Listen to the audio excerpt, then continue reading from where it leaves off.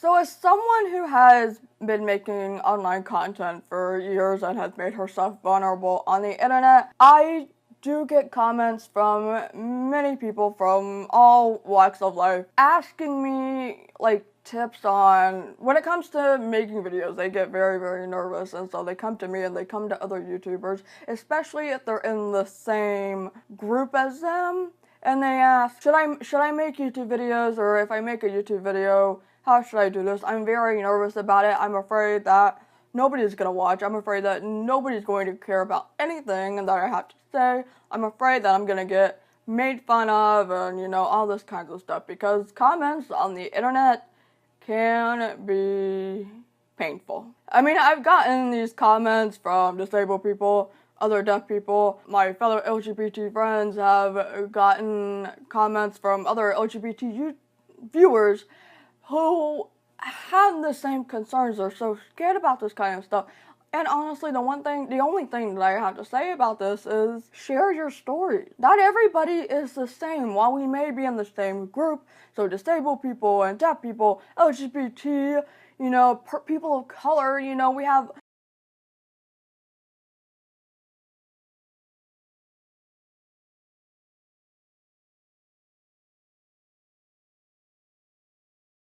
we share similar experiences and similar issues and similar things of oppression, but at the same time, we're all very different. So like disabled people, there's different disabilities and people experience oppression differently. Deaf people, there's all different kinds of deaf people. Signing deaf people, mainstream deaf people, those that are kind of in the middle and trying to figure out, you know, where to go in that regard. Deaf blind people, other deaf disabled people, you know, a deaf person who might also have a more physical disability that's, you know, maybe they use a wheelchair. Stuff like that. So many similarities, but at the same time, so many different experiences, so many different stories. And even if two people experience the same kind of oppression, that's still a story we're sharing from both of those people. I completely understand being nervous about sharing stories and being vulnerable. When I first started, when everybody else first started, it was a little bit nerve-wracking to be behind the camera and to risk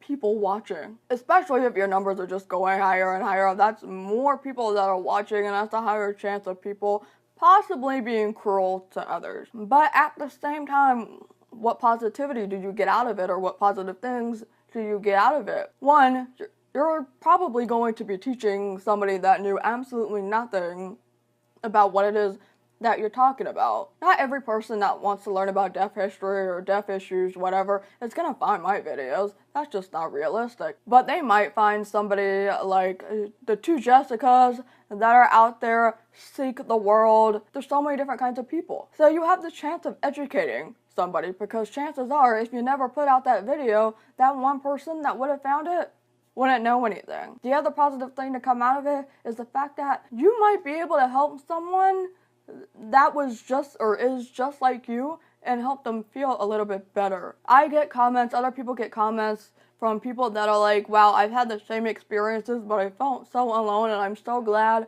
that I found your videos, because now that's going to inspire me to do all the things that I wanted to do, but I was too scared to do because, you know, this, whatever it is that's a part of my life was possibly holding me back. It's important to let people know, even in the same, like, marginalized community that you're in, it's important to let people know that not all deaf people are monolith, not all disabled people are a monolith, LGBT, people of color, you know, all these groups. It's important to teach people that we're not all a monolith. We're not all the same. So, you know, pick up that camera that you might have just bought, use that iPhone, that Android, whatever that you might have, your laptop, webcam, whatever it is, and make that video that you've been wanting to make. Or if you don't want to make videos, if you want to write articles, because that's a thing, write that article. Pick up that notebook and pen.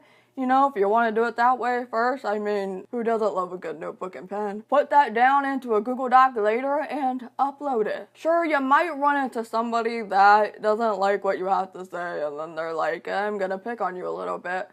But if you find that one person that was really moved by what you had to say, it's a pretty awesome feeling. Thank you for watching, and I'll see you later.